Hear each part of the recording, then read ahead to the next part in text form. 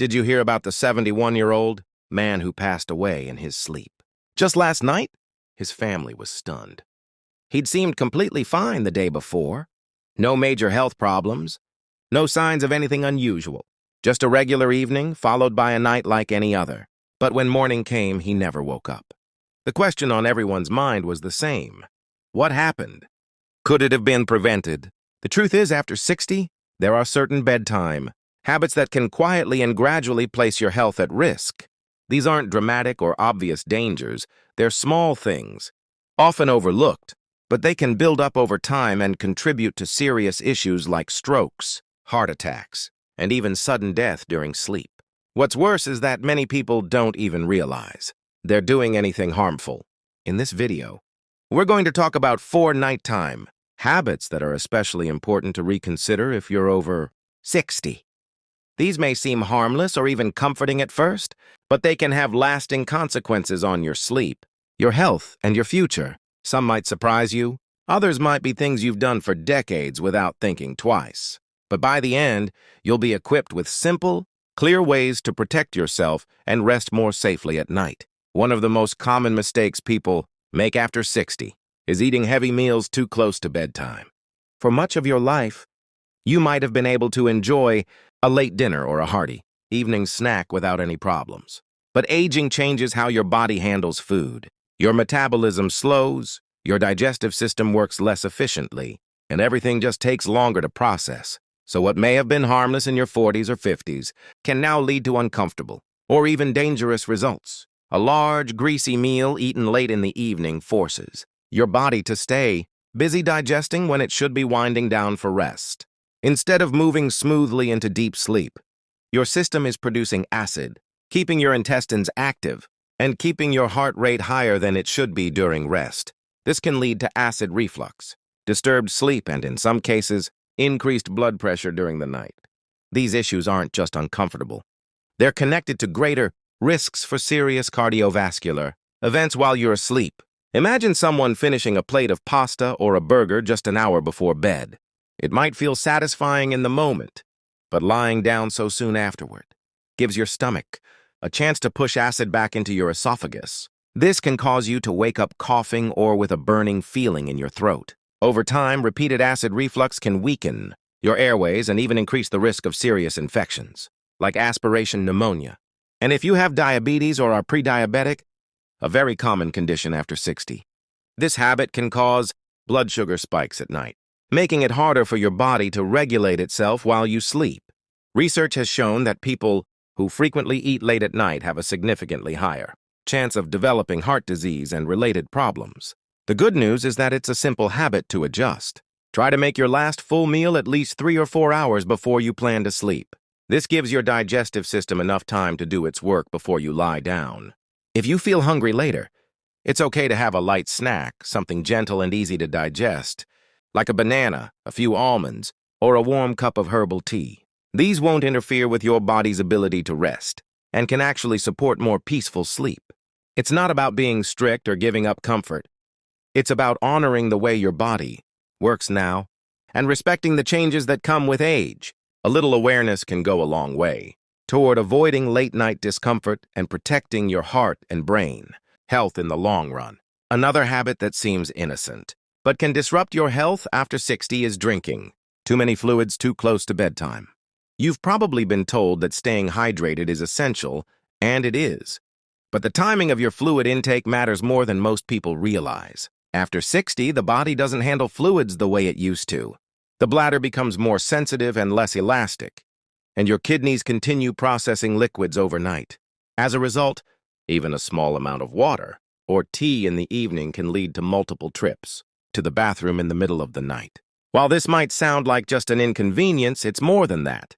These nighttime awakenings not only break your sleep cycle, but they also increase your risk of falling, of hurting yourself, and of placing strain on your heart and brain.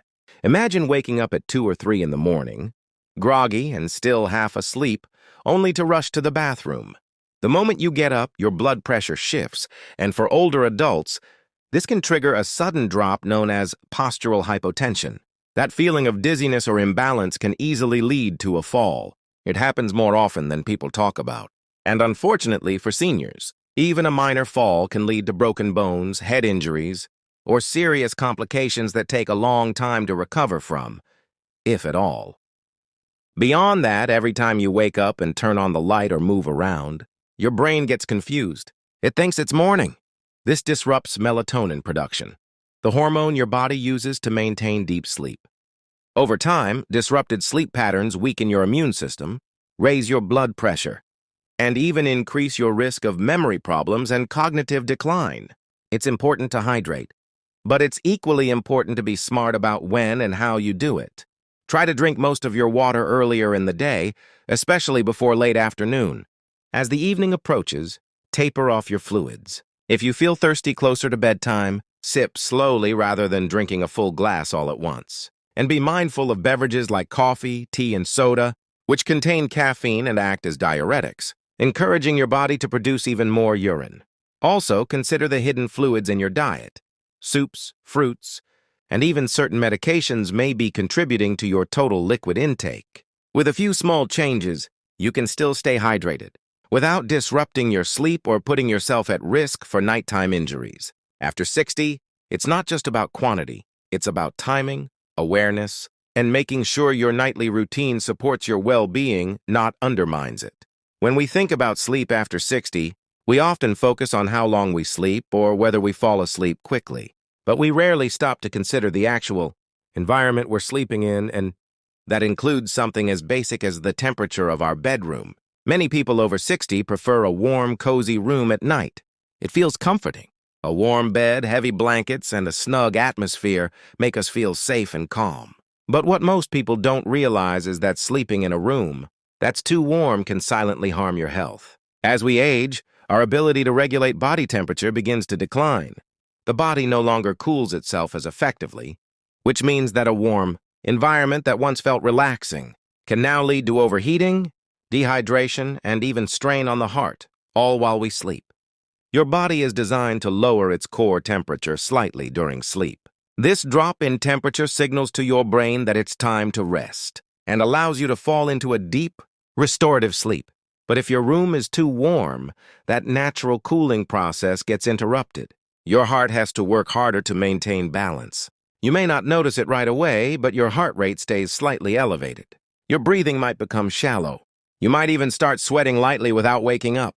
Over time, this kind of low-grade physical stress can have an impact on your cardiovascular system.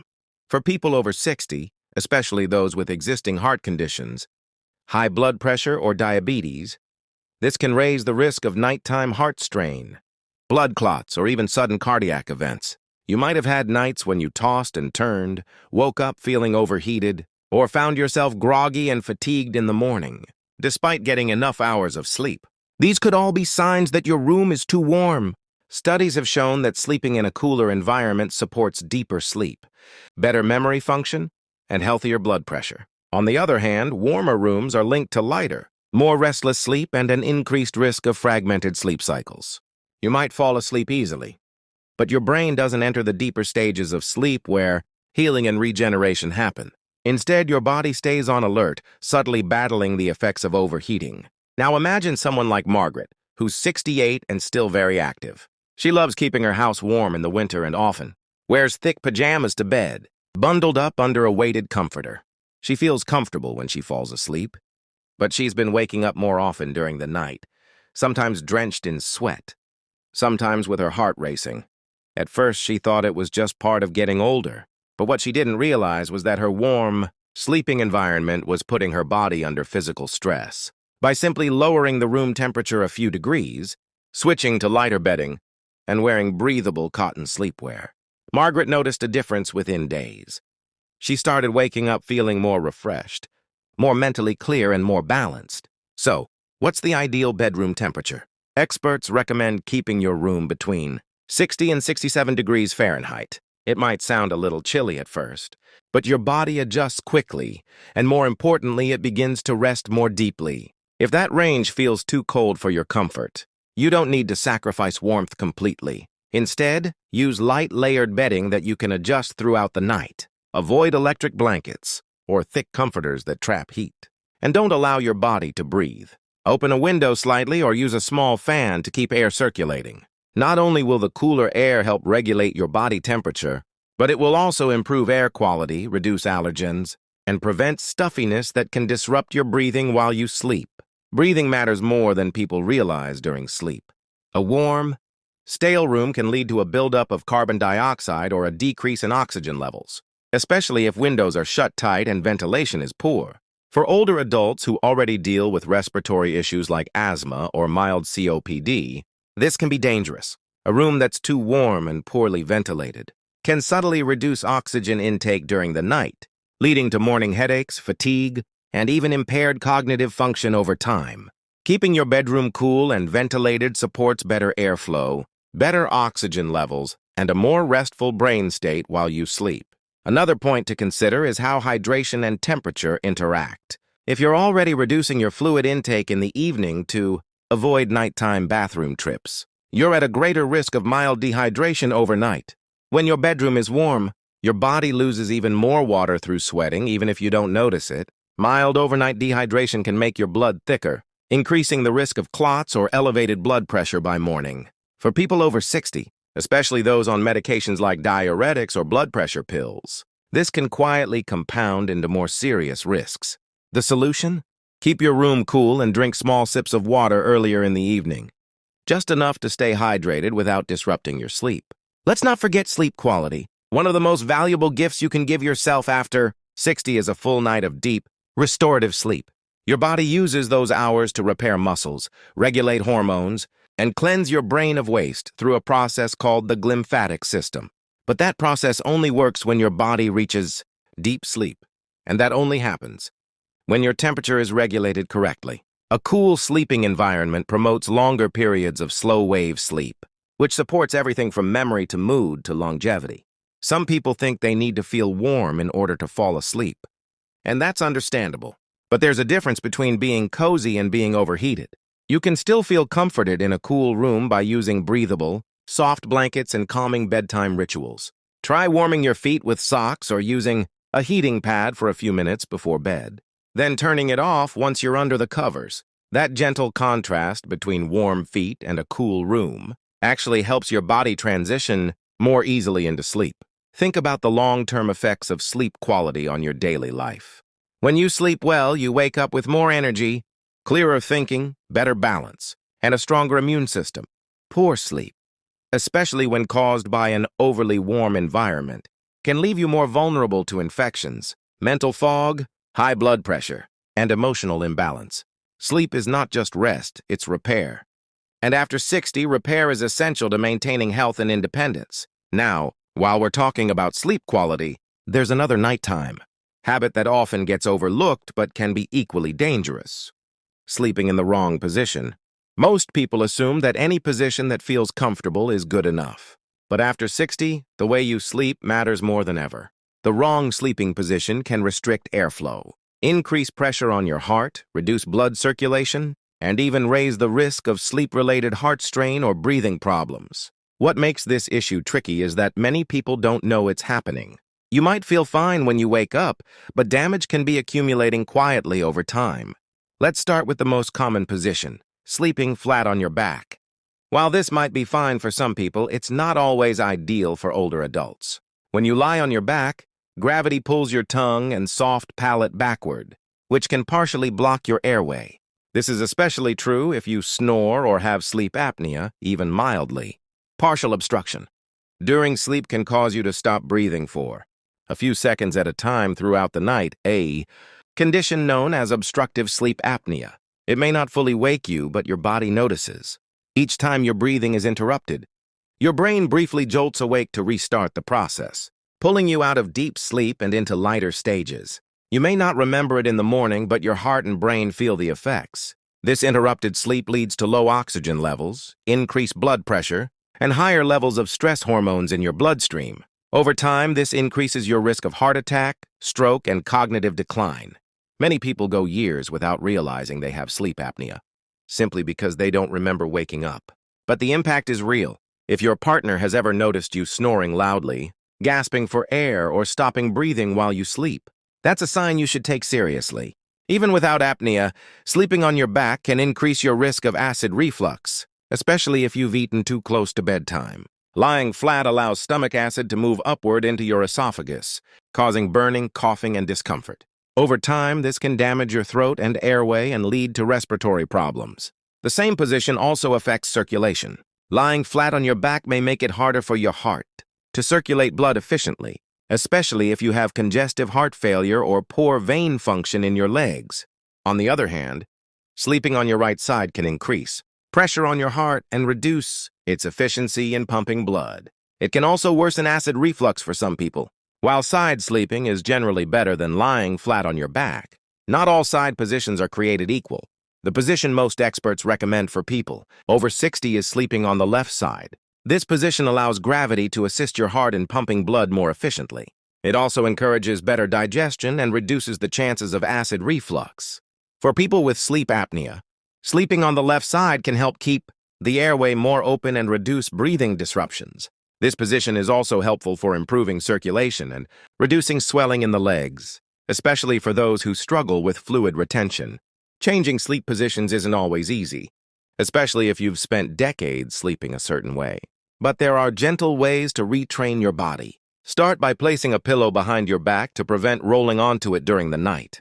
You can also use a body pillow in front of you to provide comfort and support for your top, arm, and leg. This helps your spine stay aligned and reduces joint strain. If you experience hip or knee pain, placing a small pillow between your knees can ease pressure and keep your pelvis level.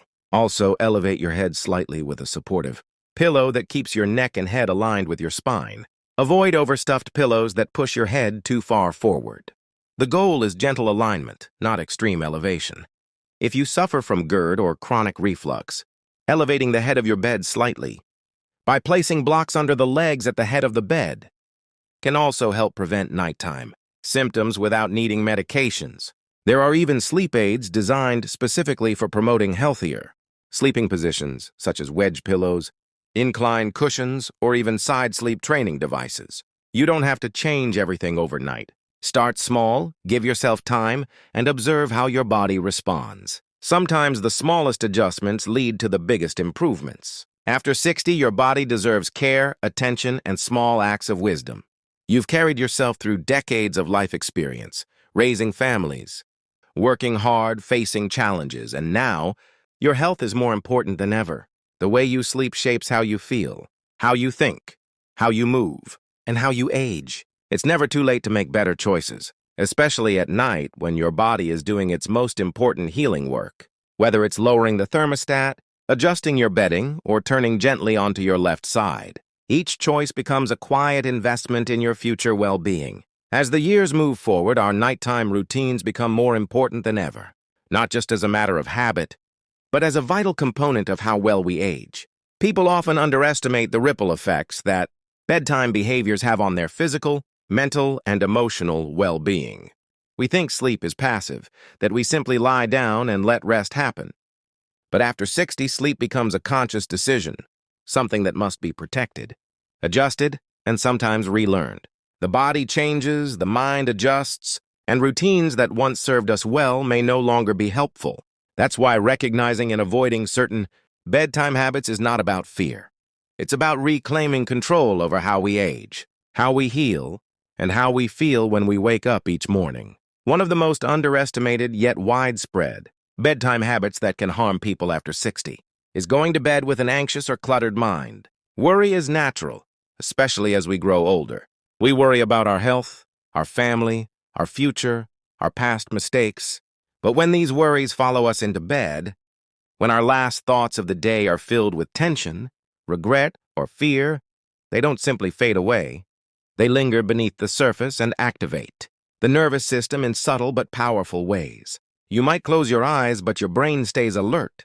Your heart rate stays slightly elevated. Your muscles hold a low-grade tension. You may not be fully awake, but you're not fully asleep either. And over time, this state of half-rest contributes to exhaustion, forgetfulness, and even increased risk of heart and cognitive diseases. Imagine lying in bed at night, staring at the ceiling, replaying old conversations, or worrying about things beyond your control. Your body may be still, but your brain is busy. It goes into what scientists call a state of hyperarousal.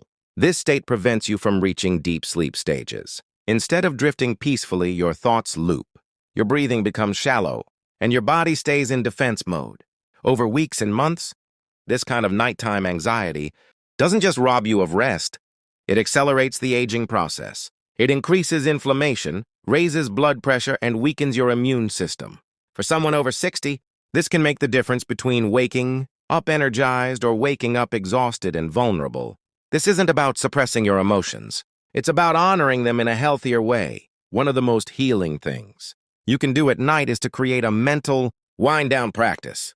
Just like brushing your teeth or turning off the lights, you can train your brain to let go before sleep. Start by journaling for 5 minutes before bed, not about your worries, but about what went well that day. Even small things, a phone call with a friend, a good meal, a bird you saw outside your window, shifting your focus from what's wrong to what's real and good, tells your nervous system, you are safe now. You can rest. You don't have to solve every problem before bed. You simply have to stop carrying them into your sleep.